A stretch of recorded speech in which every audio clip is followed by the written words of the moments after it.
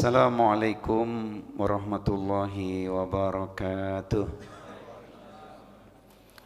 Alhamdulillah wassalatu wassalamu ala rasulillah, amma ba'du. Qala Allahu ta'ala fil Qur'anil Karim wa huwa asdaqul qailin, ya ayyuhalladzina amanu taqullaha wa kunu ma'as shadiqin. Wahai orang-orang yang beriman, bertakwalah kepada Allah dan bersamalah dengan orang-orang yang benar. Orang yang benar, ahlul khair, pecinta ilmu, perindu surga, ahli ibadah, ahli taat, ahli taubat, ahli syukur, ahli sabar, ahli Quran, ahli silaturahmi, ahli kebaikan. Semoga kita termasuk di dalamnya. Amin ya rabbal alamin. Bersyukur kepada Allah, bersalawat kepada Nabi, kita mengamalkan tuntunannya agar kita bahagia selama dunia dan akhirat. Amin Allahumma amin. Hari ini kita masuk puasa di hari yang ke-17. Begitu cepat waktu berlalu ya, Masya Allah. Cepat sekali. Sudah terima THR? Bulan depan? Jangan bulan depan, pekan depan kali ya, Masya Allah. Baik jemaah sekalian, memang waktu kita terbatas, maka tema kita ini disingkat waktunya dengan kulibas. Apa kulibas? Kuliah 15 menit. Nah, itu kulibas tuh. Tapi baik jemaah sekalian, pecinta ilmu, perindu surga. Jadi kita hari ini mengkaji hadis arba'in di nomor yang ke-9. Lafaznya adalah an Abi Hurairah radhiyallahu anhu qala, man taraka syai'an lillahi, barang siapa yang meninggalkan sesuatu karena Allah, maka Allah menjanjikan apa? Awadahullah khairan minhu. Hadisnya pendek tapi maknanya dalam. Yaitu lengkapnya dari Abu Hurairah radhiyallahu anhu, beliau berkata, barang siapa yang meninggalkan sesuatu karena Allah, ini pesan Rasulullah SAW, maka Allah akan memberikan ganti lebih baik daripada itu. Hadis riwayat Ahmad, Tirmidzi. Tirmidzi mengatakan bahwa hadis ini hasan. Kalau ingin kita tulis dalam sebuah kalimat motivasi, maka bisa kita katakan do it or leave it. Lakukan atau tinggalkan. Kalau ada perintah kita lakukan, tapi kalau ada larangan jangan diterjang, alias harus kita tinggalkan. Konsep syariah itu kan memang begitu.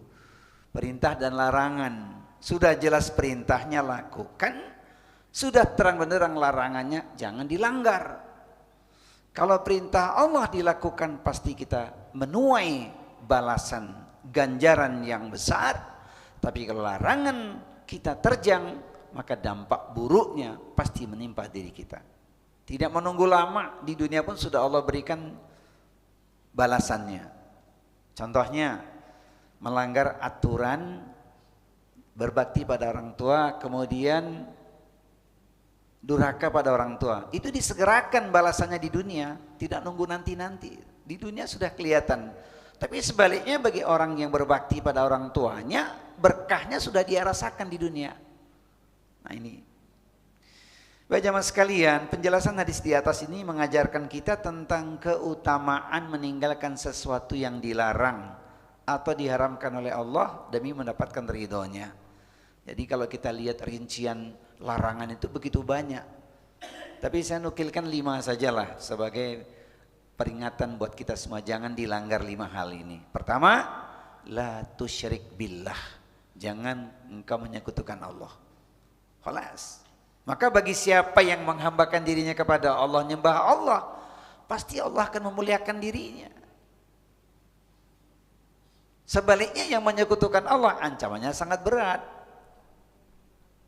Kalau dia tidak bertobat di akhirat, pasti masuk neraka kekal selamanya. Kelas. Yang kedua, urusan yang penting yang nggak bisa diwakilkan. Apa kira-kira? Salat nggak bisa diwakilkan tuh. Nabi mengatakan, Wala tatrukanna sholatan maktubatan muta'ammidan. Fa inna man taraka sholatan maktubatan muta'ammidan faqad buri'at minhu zimmatullah. Jangan kau tinggalkan sholat fardu 5 waktu dengan sengaja. Karena barang siapa meninggalkan sholat fardu 5 waktu dengan sengaja, dia tidak akan mendapat jaminan atau perlindungan dari Allah. Yang membedakan orang syukur dan kufur adalah yang menegakkan sholat atau meninggalkan sholat. Khalas.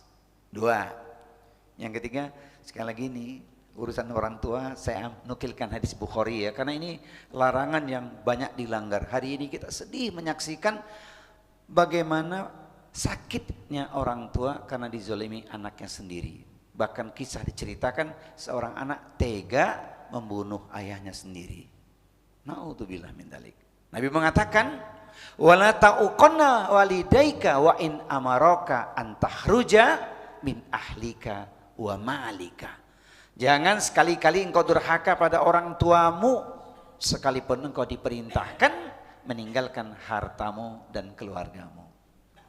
Jadi birrul walidaini itu pintu keberkahan. Insya Allah berkahnya banyak bagi yang berbakti pada orang tuanya. Semoga anak-anak kita semua anak-anak yang berbakti. Amin ya rabbal alamin. Tapi kita kasih contoh dulu. Maka beruntung nih bagi teman-teman yang masih punya orang tua.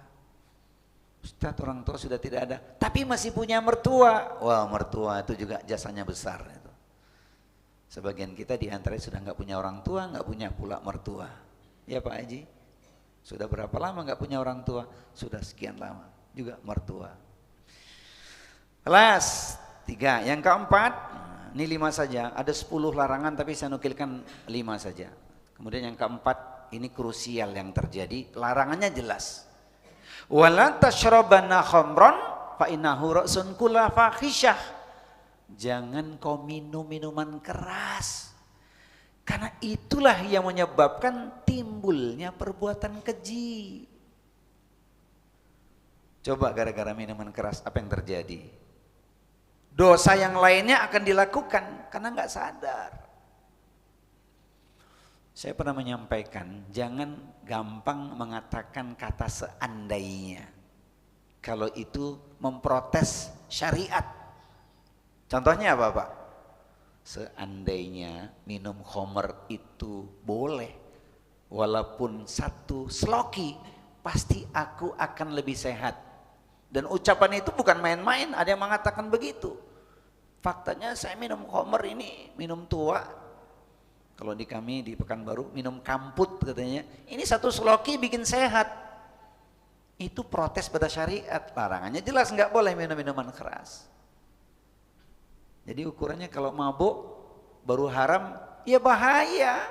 Yang sudah biasa minum nggak mabuk dia, sebotol juga aman aja dia.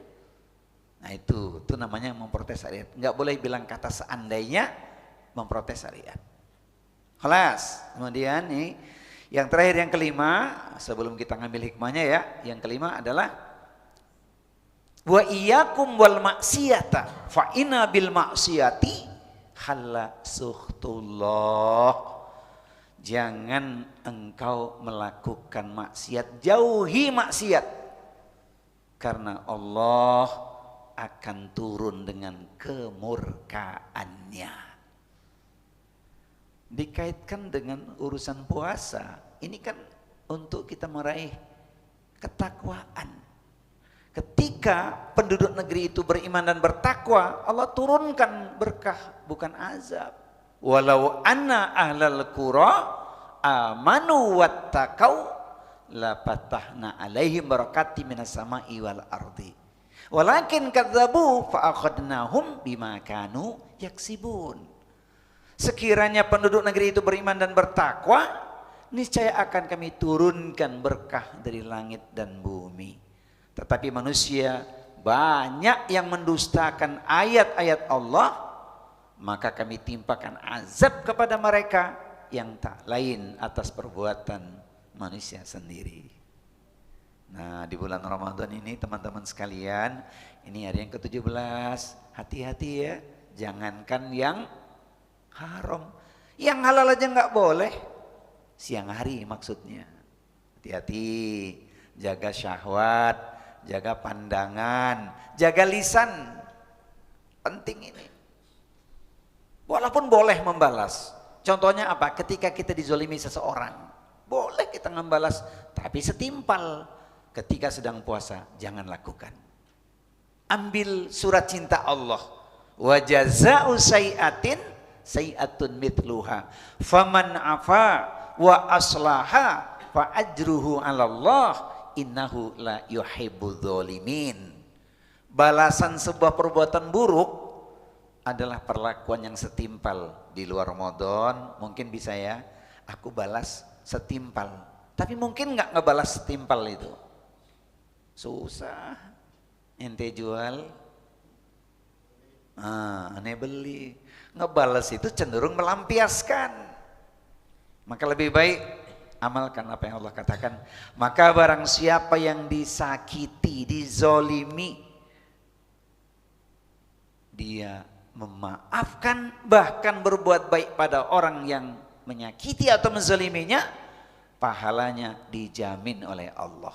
Pertanyaannya, Bapak Ibu sekalian, saudaraku pecinta ilmu perindu surga, kira-kira memaafkan orang yang zolim kepada kita itu prakteknya ringan, enteng, gampang atau mudah? Jawabannya apa? Jangan bilang susah, mau dapat pahala besar kok. Kan pengen dapat gelar takwa. Orang takwa itu wal afina aninas, memaafkan kesalahan orang. Izin bertanya, ketika berbuka apa yang dimakan? Katakan. Waktu buka puasa yang dimakan apa? Apa? Kurma sama apa? Yang nggak akan lewat. Oh, gorengan, jujur itu orang Indonesia. Walaupun batuk, gorengan dilibas juga. Itu ada lanjutannya. Buka puasa dengan kurma dan gorengan. Sambil duduk banyak zikiran. Karena kita sudah berteman, kesalahanmu pasti kumaafkan. Jadi maafin aja orang. Walaupun sakitnya luar biasa. Ada yang mengatakan, Ustadz memang sudah kumaafkan. Tapi susah untuk kulupakan. Benar nggak Bu? Katanya dimaafin tapi susah dilupakan. Sebab apa? Kalimatnya menikam hati, merobek jantung sehingga masih terasa sakitnya. Di mana sakitnya? Dulu ketika puasa bisa maafin orang. Alas ya, ini contohnya banyak nih. Saya menukilkan 5 saja. Jadi contoh hal-hal apapun yang sudah menjadi larangan jangan. Banyak banget tuh larangan itu. Nggak boleh main judi, nggak boleh apalagi yang ekstrim ya, membunuh orang, berzina dan seterusnya. Nah, mari kita ambil hikmahnya dari hadis nomor 9 yang dimaksud ya, hadis arba'in. Pertama, keutamaan meninggalkan larangan Allah. Ada ayatnya nggak? Ada. Ini ayat ini menarik ini, nanti boleh dibuka ya. Yaitu di Quran surat Al-A'raf, surat yang ke-7, 158. Yang kedua surat Al-Hasyr, surat 59 ayat yang ke-7. Wa ma atakumur rasulu fahuduhu wa ma nahakum anhu fantahu. Wa ma atakumur rasulu fakhuduhu. Kalau yang datang dari Rasul ambil, kata Allah. Wa manahakum anhu, kalau dilarang fantahu, tinggalkan, jauhi. Itu yang saya katakan di awal, do it or leave it. Jadi keutamaannya Allah akan memberikan pahala yang besar, diganti yang lebih baik walaupun tantangannya besar. Yang kedua, ini mengandung pesan apa? Kesabaran dan pengorbanan. Bagaimana kita bisa meninggalkan larangan? Karena kita bersabar.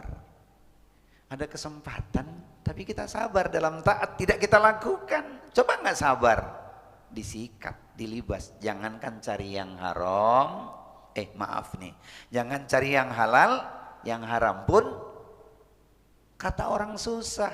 Ini dia kesempatan, nggak ada yang lihat. Tuh, tapi karena merasa diawasi oleh Allah tidak dia lakukan. Yang ketiga, pemberian yang lebih baik, karena setiap apapun kebaikan yang kita lakukan ini balasannya besar, apalagi di bulan Ramadan ya. Kalau kita punya niat baik, nanti di hadis yang ke-10 kita lanjutkan nih, ada ayatnya yang tidak saya baca sekarang. Nanti yang ke-10 kan kita tentang kebaikan. Kalau kita punya niat baik, baru niat sudah dapat pahala itu. Baru niat dieksekusi di bulan Ramadan, balasannya bukan lagi 700 kali lipat, tak terhingga. Asyamu li wa ana ajzi bihi. Puasa itu untukku, maka aku yang akan mengganjarnya. Seluruh rangkaian amalan di bulan Ramadan itu pahalanya dahsyat, luar biasa, berlipat ganda. Tapi ketika ngomongin larangan, sudah punya niat untuk melakukan, belum kena dosa, sudah punya niat jelek nih. Tapi begitu ingin melakukan, ingat dia, wah ini larangan Allah. Tidak jadi kita lakukan, malah berpahala. Ya, Masya Allah luar biasa. Jadi indahnya karunia Allah itu balasan yang jauh lebih baik dibandingkan apa yang sudah kita lakukan. Kebaikan langsung, baru niat sudah dapat. Tapi larangan, niat sudah ada, belum dapat dosa. Ketika tidak jadi kita lakukan, tetap dapat pahala. Apa yang bisa kita simpulkan teman-teman sekalian dari hadis yang ke-9 ini ya? Kesimpulannya adalah hadis ini mengingatkan kita untuk senantiasa meninggalkan apapun yang dilarang oleh Allah.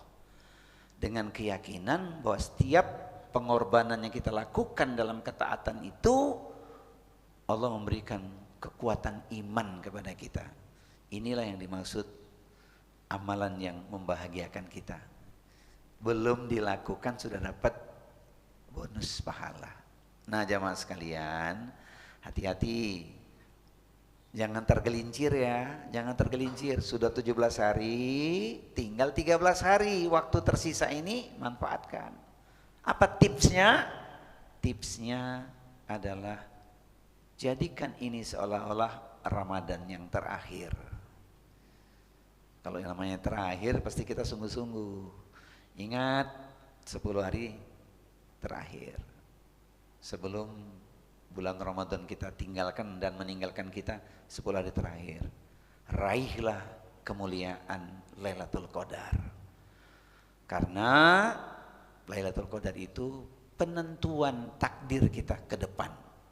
Walaupun sudah kita pahami hidup, mati, musibah, rizki. Yang saya pernah tuliskan dalam sebuah syair itu kan, hidup sedang kita jalani, mati pada waktunya pasti terjadi. Musibah sudah datang silih berganti, seolah tiada henti. Namun rizki ada setiap hari, bahkan sampai saat ini. Syair riwayat Anwar Zufri. Nah tuh hati-hati teman-teman ya, jangan tergelincir, khawatir pahalanya nggak dapat malah dosa bertambah. Ini yang perlu saya sampaikan. Nah pengantarnya, ayo kita banyak minta ampun kepada Allah supaya kita diberikan kemampuan meninggalkan apapun yang dilarang oleh Allah. Allahumma innaka afuun tuhibbul afwa fa'fu anna fa'fu anni. Banyak-banyak dibaca doa ini.